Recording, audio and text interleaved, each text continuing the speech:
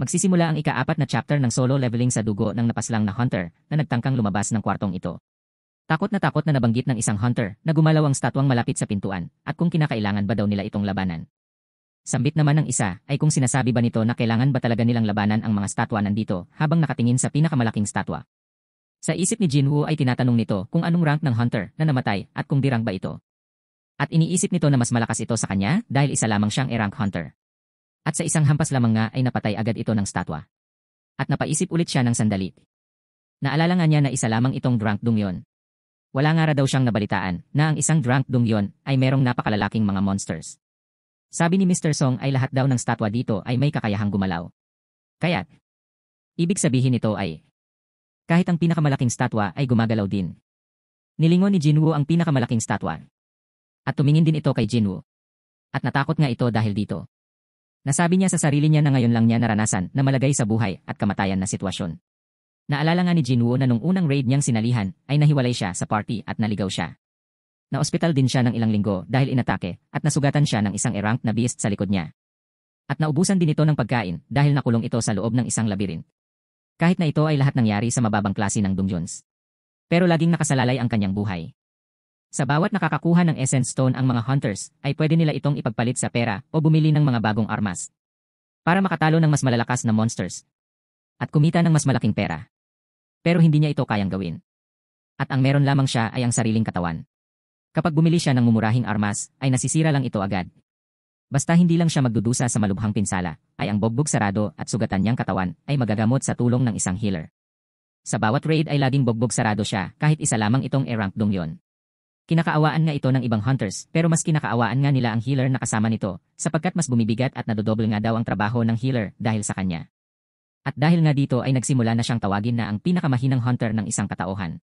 Kahit nga isa siyang hunter ay sobrang wala naman itong silbi. Lagi na lang nitong dinadanas ang paghihirap ang magkabilaang bogbog habang tinitiis nito ang lahat ng pangungutya sa kanya.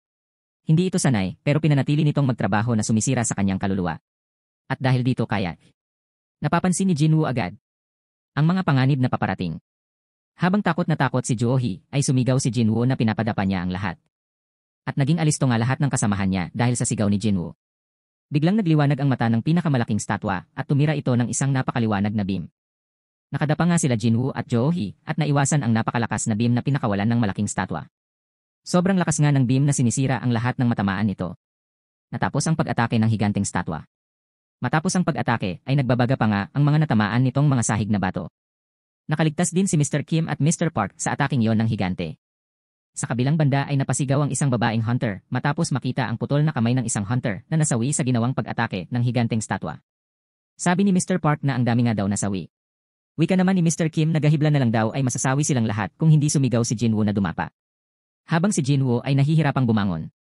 At si Joo-hee naman ay takot na tila nawala na ito sa kanyang sarili. Sigaw ni Mr. Song na manatili ang lahat kung nasaan sila. Dahil kapag tumayo sila ay atakihin ulit sila. Sumang-ayon naman ang lahat dito. Tinapik ni Mr. Song si Jinwoo at sinabing hindi kaya ni Joo-hee ang mga nakakatakot na nangyayari ngayon sa kanila.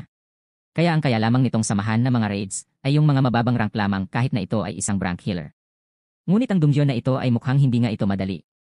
Ang gumagalaw nga lang daw inaatake at ang mga nakikinig kay Jinwoo nga daw ang mga nananatiling buhay pa. Mukhang dun din napagtanto ni Jinwoo na ganun nga ang nangyari. Nasabi tuloy ni Mr. Song na akala niya kaya ito sumigaw ay dahil alam na ni Jinwoo na merong mangyayari. Sagot naman ni Jinwoo na nararamdaman niya na merong panganib. Nagulat si Jinwoo sa nakita nito. Nabigla nitong tanong na Mr. Song ang kamay mo. Sagot naman ni Mr. Song na kaya naman daw tiisin at tulungan na lang daw itong patigilin ang pagdurugo ng naputol nitong braso. Tinanong ni Mr. Song si Jinwoo kung anong tingin niya kung gaano ba kataas ang rank ng statwa na yon.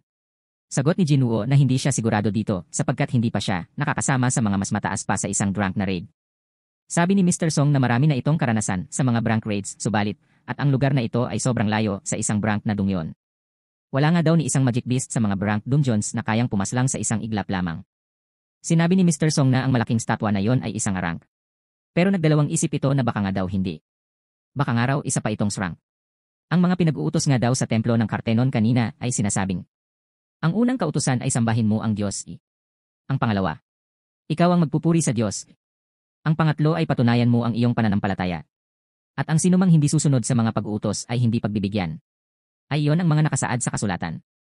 Sambit ni Jinwoo na ang naturang Diyos na tinutukoy sa mga pag-uutos na ito ay na malamag ay tinutukoy na ang pinakamalaking statwa na yon. At sambit ni Mr. na mukhang may konting oras na lamang sila bago sila maubos lahat.